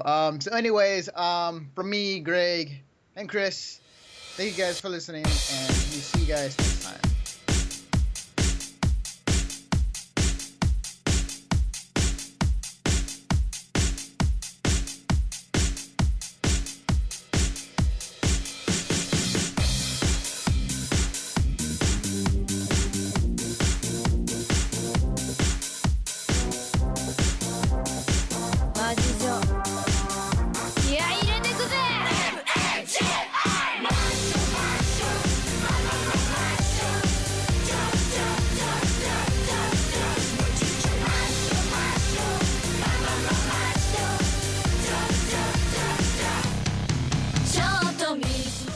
Hello everybody, this is Anthony Bionis from Mission Start Podcast, and if you enjoy listening to us not only on the website but also on iTunes, be sure to check us out on Stitcher as well. Stitcher is an iPhone, Android app, also on other smartphones. You can download for free, and also registration is for free too. It's an app that you can listen to any podcast that is on there without ever downloading a file. When you register with Stitcher, be sure to put in promo code Mission Start or Conover or both, and you get to automatically be entered into a $100 prize every month from Stitcher. So be sure to check us out, support us, and we'll support you guys.